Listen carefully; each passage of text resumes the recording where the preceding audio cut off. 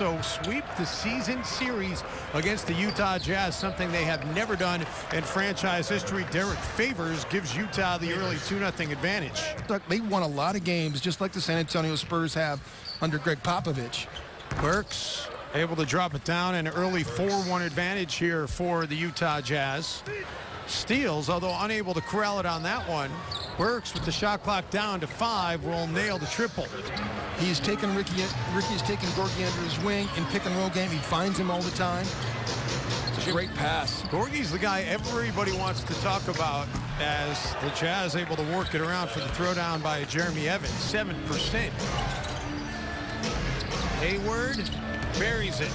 And they still, after all that, they still weren't out of the playoff picture because they did come back and play well through a stretch of games. Baines cold. Rebound comes down, though, into the hands of Malcolm Thomas, and a fresh 24 for Utah. Jefferson, third try is the charm as he gets it out of the right corner. And the Wolves trying to end a 7-0 run by the Jazz. Not on that possession, though. Hayward the other way. Jefferson got a piece of the basketball. Hayward for Jefferson. A couple 3 balls as well. Alexei Shved has it knocked away. Here come the Jazz again, and there's yet another easy bucket. I guess the one silver lining for the Timberwolves is Utah has a penchant for blowing big lead. Wolves have scored on 6 straight possessions, a 15-0 run now. Burke ends the drought for the Jazz. You knew that Utah was going to give Minnesota a chance to get back in the game. Their defensive metrics are just so bad. Burke challenged by Brewer and able to knock it down. But anything can happen the last game of the season. Gorgui Dieng comes over to meet him. Shot clock down to 4. Evans drops it down. Utah back on top. Rubio, what a feed underneath. Gorgui denied, though, by Evans. That one was going to be on the highlight reel for the Wolves. Instead, it's on the highlight reel for the Jazz as Evans gets the block and Jefferson gets the finish on the other end. 0 for 2 up until that point. How about the backcourt for Minnesota? Outscoring Minnesota's front court right now. Burke, little floater along the baseline. Love has it knocked away. And here come the Jazz again. Chance to push it up to a 10-point lead, and they do just that. How good has Evans been in this game? Really good. That's more than the next 2 guys in the league combined. Spencer Hawes had 33. DeAndre Jordan had 32. And of the 76 Kevin Love threw, corner 3 by Burke. Of the ABA and NBA. Well, in fact, Jim, if you go down just 1 point to 25, is Evans with the big throwdown inside. Or was there, when they not only hit the 4 threes in the last 18 seconds, but the Timberwolves had to go to the line 64 times. Gobert inside and 1 for Rudy Gobert. Timberwolves went 52 of 60. Hayward with Brewer on him. Hayward kicks it for Garrett. He'll get it away in time and he'll bury the triple. So 24 times that they've allowed the opponent to shoot 50%. That's just too many. They're 35 and 22. Can't defend, and that's the key to the Chicago Bulls. I mean, when you look at what they shoot on a nightly basis and where they rank 3-point shooting wise, I mean, everybody's talking about corner 3s and how important they are. And they are important. I'm not saying they aren't. Gordon Hayward makes a tough shot there on Corey Brewer. If we had more games remaining, I would think Gorgui could make a run at Rookie of the Year. That's how good he's been.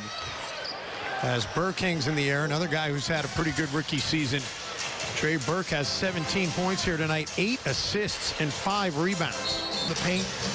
You know, one of the things that Kevin Ollie was saying during the NCAA tournament is he called the paint the yard. Keep them out of your yard. 100 ticks left.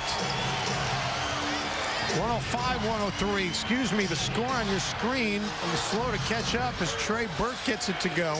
Love with 12 points, 10 rebounds, 8 assists, as well as Gordon Hayward, who's got 15 points, 10 rebounds, and 7 assists. Hey, Favors has 5 personal fouls, and so is Burks. Wolves' other rookie making some contributions here. Hayward guarded by Love, and Hayward, that is a tough jumper, but it's a long 2. Love the feed inside for Martin as it knocked away by Favors. Burke races down the floor, gets around Rubio, and gets the finish. A 6-0 run for Minnesota. Burke Hayward gets Hummel to fly by. Evans.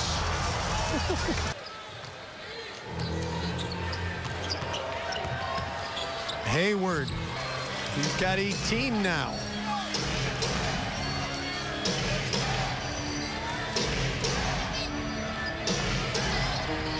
Burke underneath finds the throwdown opportunity. How big was that by Malcolm Thomas? That was cold.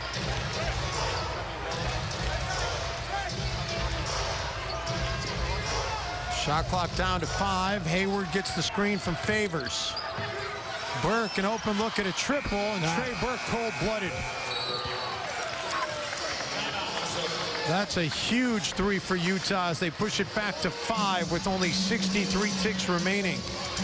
Let's watch the hustle by Richard Jefferson, what I was talking about, by getting back on defense and making a play on the ball and making Minnesota earn it at the free throw line. And one shy of the triple-double.